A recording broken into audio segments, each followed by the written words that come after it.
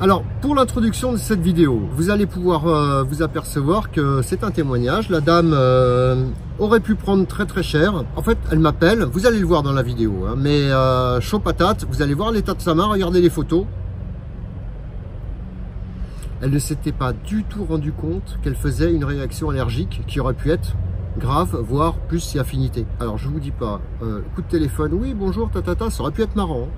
Et puis à un moment, elle me fait, je lui fais, oh là, je vous rappelle, oh, je raccroche, SMUR, les urgences, franchement, comme ça. Ils l'ont accueilli, mais alors énorme. Enfin bon. Et en plus, après, elle me dit, ou à un moment où elle me dit, mais c'est pas de sa faute, c'est que la dame, elle ne connaissait pas ma chaîne. Et d'ailleurs, abonnez-vous, vous pensez au petit frelon qui vous regarde. Elle ne connaissait pas ma chaîne et elle me parle gentiment comme ça, tata, tata. Oui, au fait, on a des petites guêpes. Ouais, tu dis pas. Alors le frelon, on n'en a pas vu beaucoup, mais alors les guêpes, bonjour le nid. Pourtant, c'est bien fait piquer par des frelons, vous allez voir quand même. Et les questions, réponses à la fin de la vidéo, comme d'habitude. À tout de suite. Bonjour madame. Bonjour. Bon, alors vous, voilà, ça s'est bien passé en fait, votre attaque, on va dire. J'ai eu le coup de fil hier, c'est ça? C'est ça. Vous, dites-moi un peu plus, hein, tout simplement. Alors il y a un nid dans le boîte aux lettres, donc je suis partie chercher mon courrier. Et en attrapant, en mettant en fait les clés sur la boîte, je me suis fait piquer sur la main, donc ici.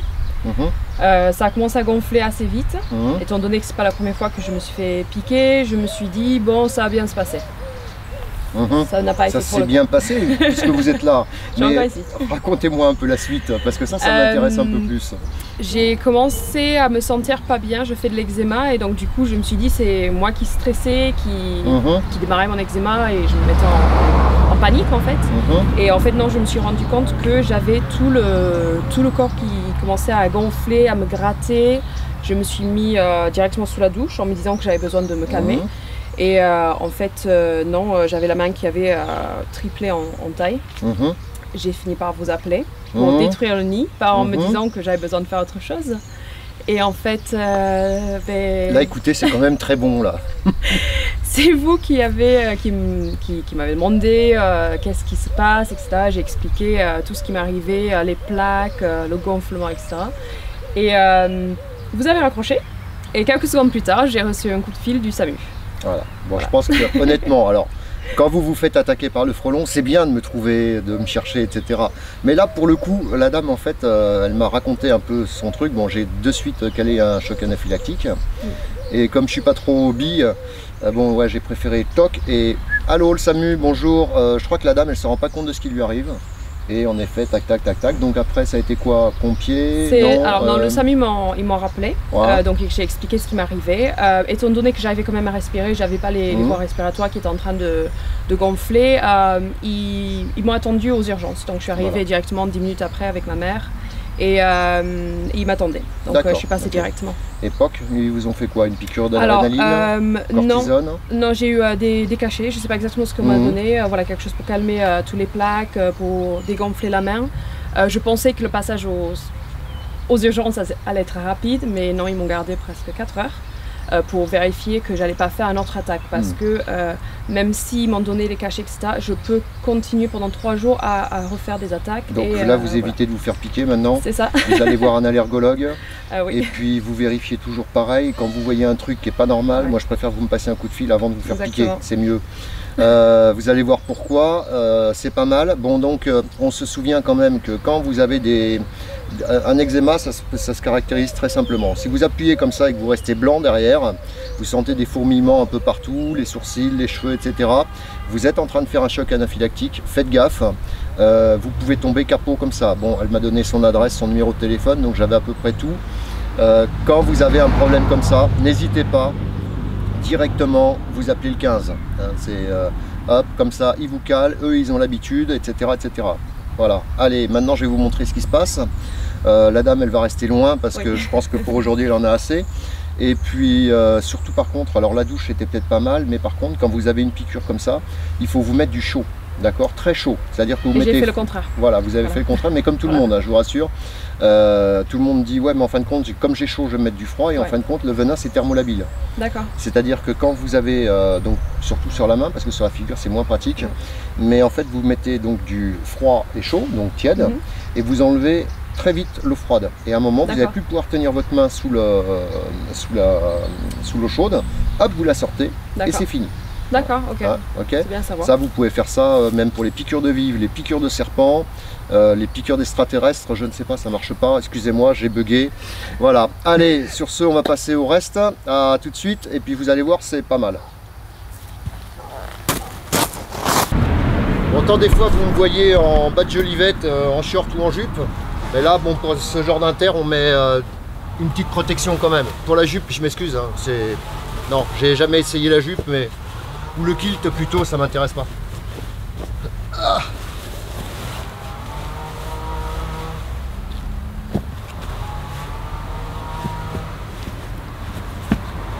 Pour la gamme germanique, on fait très attention, on est étanche. Ça, c'est pour les collègues.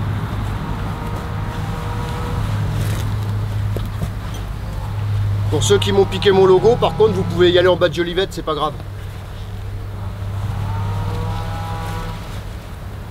À bon entendeur. Hein.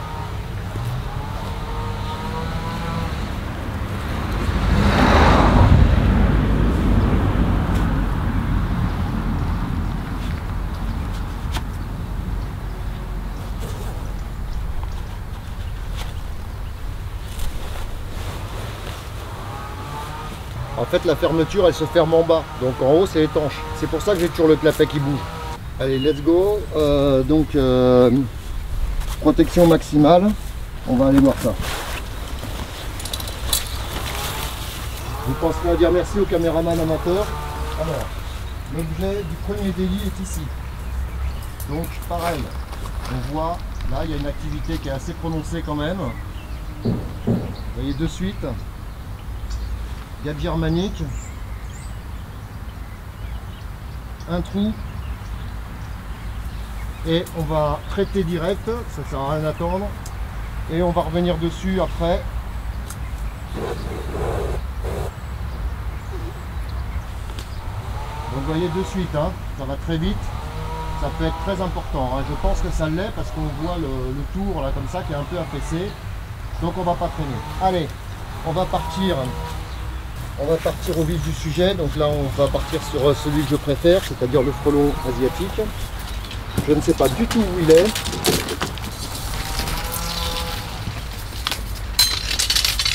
Allez, alors donc, on va faire à peu près comme la dame. Voilà, alors elle n'a pas récupéré son courrier depuis longtemps, d'ailleurs on va lui faire. Elle a laissé toutes les factures des impôts, elle a eu entièrement raison. Alors on ne voit rien du tout. Et pourtant, à chaque fois qu'ils mettent un coup de latte dans la porte, ça bouge.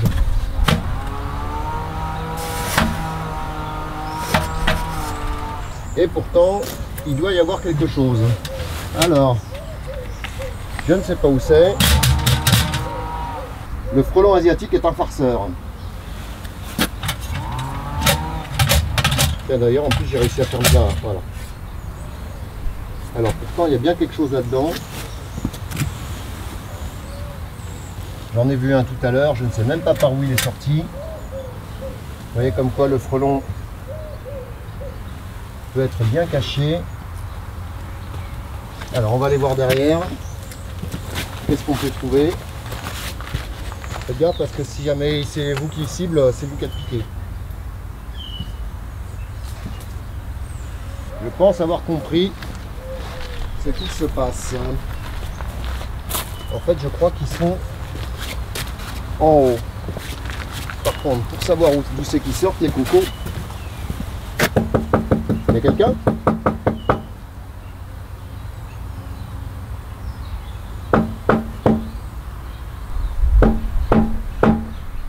Il n'y a personne. Manifestement, il n'y a personne, mais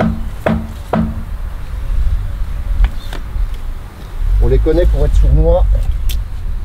Ouh, là, il y a, attention, ça mord ça. Ça, c'est des escargots. Alors, où sont-ils là?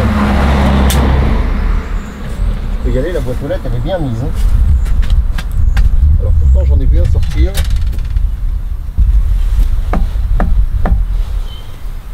Alors, serait-il ailleurs?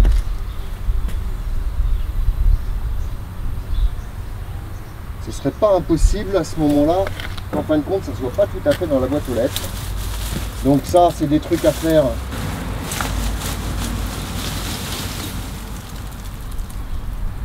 Le frelon asiatique est un coquinou. Ici, on a un trou.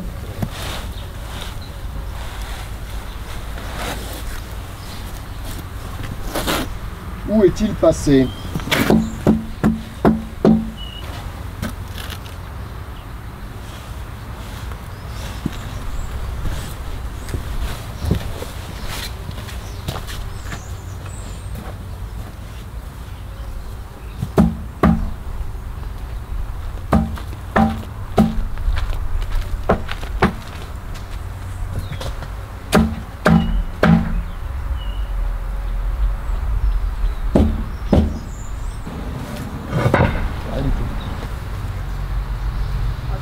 Dans la boîte.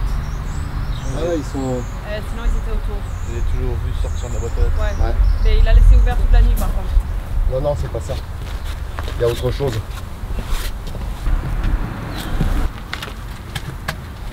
Elles sortent par en haut en fait. Il doit y avoir un petit passage en haut de la boîte aux lettres. Vous avez vu ou quoi? Moi quand elles sortent, je sais là, pas. par là. Ouais, le dessus, ouais. Elles sont là-dedans. Là vous avez un passage là. Là vous avez un passage de la boîte aux lettres. D'accord. Il y a un trou. Ah oui, voilà. Allez, on va tester, on va voir. Faites gaffe à vous quand même.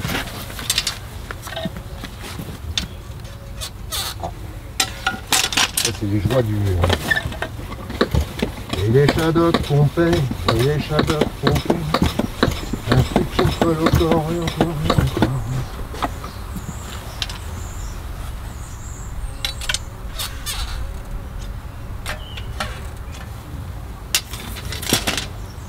Bon, alors, et vous avez mis un coup de bombe?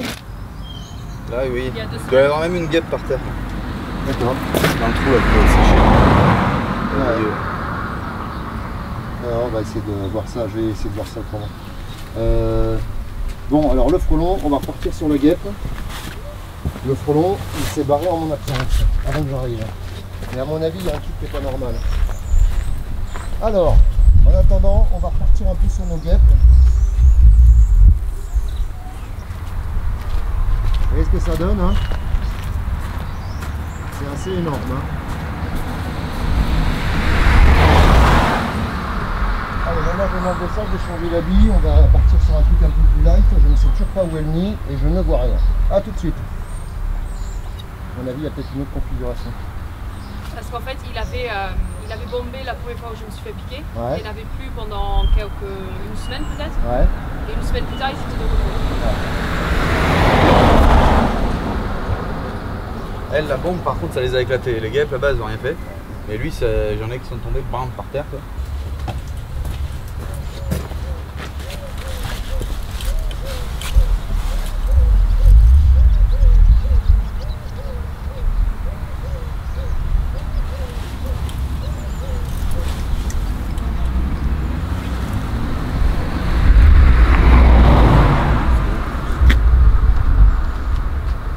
Vous me dites hein, si vous voyez quelque chose de derrière. Hein. C'est quoi ça? C'est un frelon. Asiatique? Ah voilà, ouais, il rentre par là. Vous avez vu quand même comment ça peut être sournois un frelon asiatique. Alors c'est un nid satellite, hein, c'est pas un gros nid. Tiens, ça y est, il a touché le produit. Là.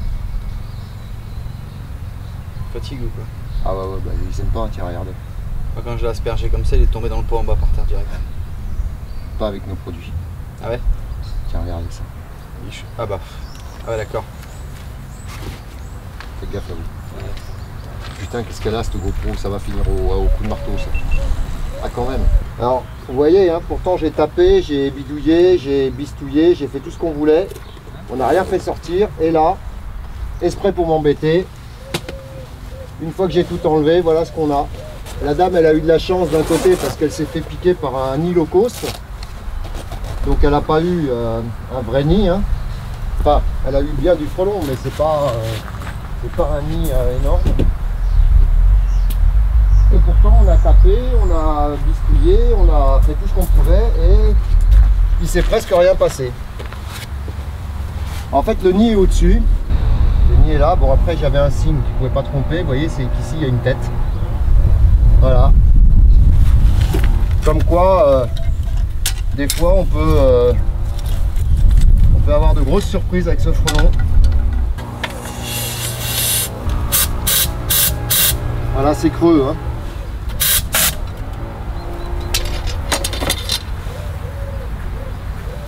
Et voilà.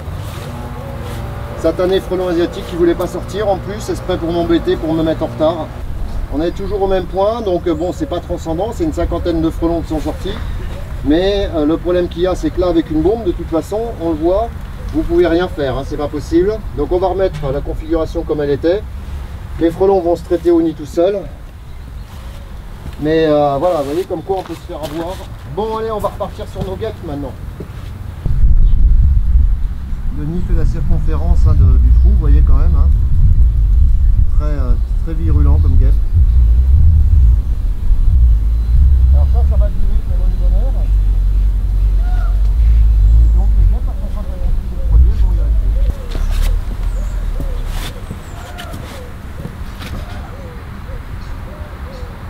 Allez, hop, fin de l'inter. Question sur la dernière vidéo, paintball. Hey, paintball, un outil de lutte contre le frelon asiatique, des interventions de tireurs d'élite 2. Bon, allez, on y va. Quelle sorte de billes utilises-tu sur les nids de frelons asiatiques avec le paintball? Alors c'est des billes, c'est pas des billes dans le commerce, c'est des billes tout à fait spéciales. C'est très dur de regarder juste le coin ici, très dur, je vais essayer. Parce qu'en fait je me vois et du coup je... Donc c'est des billes tout à fait spéciales d'insecticides bien sûr, hein, voilà. Y a-t-il de l'insecticide dans les billes? Voilà la question d'après. Ou tu tires juste dessus pour le casser? Alors on pourrait tirer d'ailleurs dans une partie de la vidéo d'avant. À un moment vous voyez que je tire 2-3 trucs, mais en fait c'était juste pour essayer de le peinturer parce que le nid était fait, mais tout le monde l'appelait pour ça. Mais autrement non, c'est des billes insecticides bien sûr. Comme la poudre de pyrètre semble très volatile, ne peux-tu pas remplir les billes avec ça plutôt que du liquide? Bah oui, enfin bon, il y a du pyrètre liquide, il y a du pyrètre synthétique, enfin il y a plein de pyrètre. Hein. Ça, tu n'aurais pas besoin d'autant de munitions pour bien arroser le nid avec le produit. Ça revient à peu près au même en fait. Mais il nous faut quand même de la munition parce qu'il y a l'enveloppe, la gélatine et après il y a un peu de produit dedans. Mais ça, vous regardez la composition chez Dipter et vous allez le savoir. Pourquoi les frelons ne sont pas tous blancs quand ils sortent du nid impacté par les tirs? Pardon, c'est que le liquide n'est pas blanc. Salut Étienne, tu trouves tes billes chez les fournisseurs de produits phytosanitaires 3D ainsi que le flingue? Oui, bon bah là c'est Dipter. Voilà, c'est eux qui ont le monopole du truc, là, enfin, qui vendent les billes insecticides. François, tu veux que je donne ton numéro perso? Salut, quel intérêt de tirer autant de billes dans le nid? 3/4, 3/4, je comprends, mais pourquoi 7 ou 8? Bon, alors, la précaution d'usage, quand même, on a des nids qui sont comme ça. Quand on attaque du nid comme ça, on en tire une vingtaine dedans. Moi, même des fois une trentaine. Le problème, c'est que quand le nid il est comme ça, c'est beaucoup plus dur à viser. Et des fois, on en tire aussi une vingtaine. Voilà, à un moment, il faut, c'est où on vit avec, où on essaye de faire quelque chose, mais et croyez-moi, on y travaille. Tu dis souvent, ah, j'attendais ça. Tu dis souvent qu'il faut laisser le nid et ne pas le détruire. Pour les frelons rentrent et s'y traitent. Le fait d'éventrer le nid avec le paintball leur est dû, non, pas du tout, parce qu'en fait, ils sont obligés de revenir au nid pour se nourrir. Donc, mais il suffit même des fois qu'il y ait une petite accroche, ça suffit. Maintenant, on préfère le laisser en entier pour qu'il n'y ait pas de traumatisme. Mais j'ai complètement oublié de regarder là. Mais c'est très pas évident. Alors donc je viens de le dire, hein, combien de balles de paintball faut-il pour traiter un nid? Ça dépend des nids. Dans la deuxième intervention de la vidéo, on dirait que tu utilises l'ancien modèle de paintball. Oui, j'en ai 3 ou 4. J'ai de quoi tester voilà, je tire les frais, je fais plein de trucs. Est-ce qu'il n'y a pas un risque de se faire repérer par les frelons? Très bonne question. Écoutez-la celle-là. Est-ce qu'il n'y a pas un risque de se faire repérer par les frelons et de se faire attaquer avec le paintball? Si. Il y a un risque énorme. D'ailleurs, moi j'ai toujours un échappatoire pas loin. Je vous conseille franchement, pour ceux qui n'ont pas l'habitude, protégez-vous quand même. Hein. D'ailleurs, pour revenir à la question d'avant, vous allez voir que là j'en fais une, je vous garantis que je me protège. Et il vaut mieux. Pourquoi ne pas faire des projectiles de couleur? Vous verrez mieux le résultat. Ben, c'est déjà des projectiles de couleur et on ne voit pas spécialement le résultat puisqu'ils disparaissent à l'intérieur. Est-ce que le nid peut tomber quand tu tires dessus? Oui, bien sûr. Ben là, il vaut mieux pas. Donc on essaye de passer par-dessous, en fait, comme ça. Question sur la vidéo. On est obligé d'avoir un bac pour avoir notre propre entreprise pour ton métier. J'ai déjà répondu à cette question. J'avais fait une vidéo en ce sens. Comment devenir chasseur de frelons? Non, il vous faut juste un diplôme. Étienne, il faut apprendre à regarder l'objectif de la caméra pour t'adresser à nous et non le retour caméra. Salut Étienne, question peut-être idiote ou déjà posée. Pour les petits nids par les ballons de basket ou demi-machine à laver, peut-on employer un aspirateur? Alors j'ai déjà essayé. Franchement, c'est pas un résultat probant. J'avais pas trouvé d'aspirateur assez puissant. J'avais un nid dans un tronc d'arbre, j'ai du mastic pour boucher l'entrée des frelons. Est-ce que c'est une bonne idée? Est-ce qu'il risque de faire un trou pour sortir? Ça dépend de la taille du trou. Si c'est un trou qui est grand comme, je sais pas, comme ça, bah, tu vas avoir beaucoup de mastic. À mon avis, tu vas te faire bouffer. Quand feras-tu du théâtre pour changer de tes frelons? J'aimerais bien plutôt aller filmer les frelons, je préfère. Pourquoi tu ne réponds jamais sur Messenger? Pardon. Je ne réponds jamais sur Messenger, Facebook, etc., Instagram. Je peux pas. C'est infaisable. Il me faudrait, je sais pas moi, il me faudrait... il en faudrait des choses. Bon, allez. Non, je peux pas, j'ai que 10 doigts. Mais par contre, je lis presque tout. Si. À bientôt. Et puis, faites gaffe, il y a peut-être un frelon qui vous regarde. Pensez à vous abonner, on sait jamais, ça peut servir. La preuve. Bon, juste une petite parenthèse. Hein. Le mec, il m'appelle. Il est de Lot-et-Garonne, je crois, je ne me rappelle plus. Il me dit, ouais, j'ai un nid de frelon à 30 mètres. Bon, on s'adapte. Il y a toujours une solution pour détruire un nid de frelon. Le pire, c'est que dans tout ça, il a quand même appelé plein de monde. Alors, non, vous inquiétez pas. Mais j'en ai plein des gens comme ça. En fait, les gens, ils me disent, ouais, mais j'ai appelé, on m'a dit que c'était pas dangereux. Je dis, bah, des fois, c'est pas dangereux, des fois, ça l'est. Mais bon, les colonies d'abeilles, en tout cas, qui sont à côté, elles prennent cher. L'écosystème aussi. C'est vrai que financièrement, pour une entreprise, comme l'année prochaine, on sait que ça fait environ 500 reines, donc 90% de pertes, ça en fait à peu près une cinquantaine, on va dire à la louche. Ouais, c'est intéressant de laisser les nids en place. Mais on en laisse déjà tellement. Regardez maintenant, il est en Suisse, bientôt en Hollande, et je crois qu'il est à Bruxelles. Bon, on attend quoi exactement? Non, il y a toujours une solution pour détruire un nid de frelon. Merci à Dom d'ailleurs de s'être bougé. C'était lui le plus près. Bon, moi en grimpette, j'y serais pas allé, mais on aurait déployé quelque chose, une grande échelle, une perche, un pinball. Toujours on arrive à détruire un nid de frelon. Il faut partir du principe que tous les nids de frelons sont faisables. Après, les laisser volontairement, je suis pas sûr. Mais par contre, les entreprises qui disent non, c'est pas dangereux, allez vous mettre au rat, à la souris. Le blatt est beaucoup moins flippant, mais par contre, ça peut être intéressant. Hein, allez, à plus.